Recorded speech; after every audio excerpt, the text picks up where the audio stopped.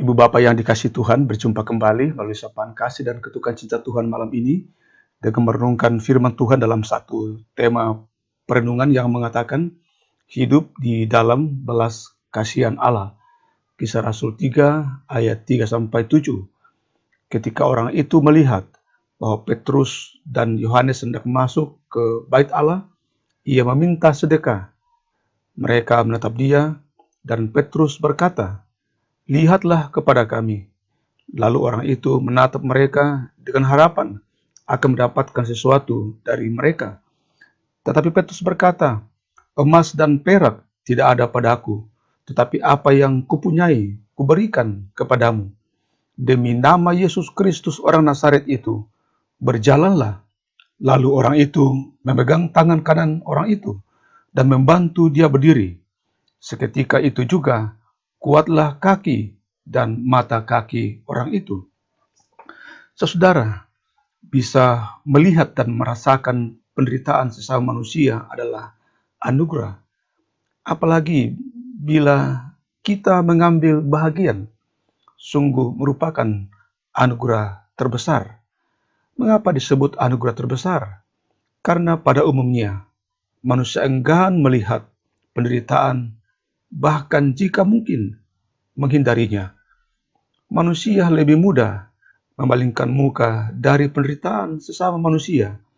Manusia lebih suka memandang objek lain daripada memandang penderitaan, daripada melihat pipi yang kurus, melihat tubuh yang berdebu, melihat orang yang berpakaian compang-camping. Saudara, Petrus dan Yohanes di dalam pelayanannya, di depan gerbang indah bait Allah Salomo, diperhadapkan dengan realita ini. Apa yang diberikan oleh mereka? Ternyata mereka memberikan lebih daripada yang diminta oleh manusia pada umumnya.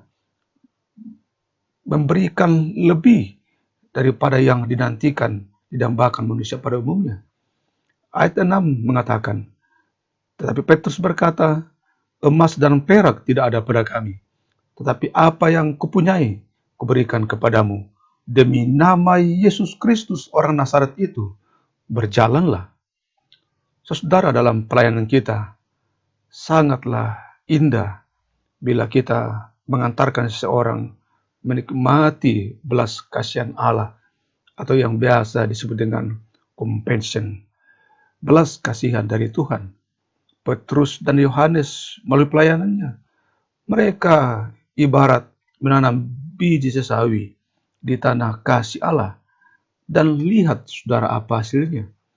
Seorang yang sembuh menjadi percaya, memuji Allah, dan oleh banyak orang-orang yang menyaksikannya juga bersorak-sorak memuji dan memuliakan Allah.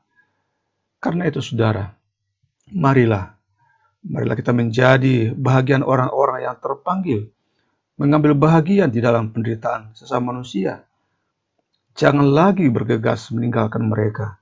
Jangan lagi tidak berpaling melihat kehidupan sesama yang menderita. Marilah kita tetap menatap wajah-wajah mereka, memegang tangannya, hingga bisa berdiri dan atas pekerjaan Roh Kudus menuntunnya untuk hidup, memuji, dan memuliakan Allah. Mari kita berdoa. Ya Tuhan, di dalam pelayanan kami, terdapat sejumlah sesama yang menderita. Kiranya kami diberi kesempatan untuk hadir dan melihat, merasakannya, mengambil bahagian, mengangkat tangannya, hingga bisa berjalan. Biarlah hidup kami berguna bagi sesama yang menderita, selagi Tuhan masih memberikan kami kekuatan dan kesempatan. Kiranya gereja Tuhan menjadi tangan-tangan Tuhan yang menjamah sama kami, yang kami jumpai di dalam kehidupan ini. Hari ini, walau kami masih bekerja dari rumah, melayani dari rumah, belajar dari rumah, kiranya kami tetap bisa hadir di antara sesama yang sedang bergumul.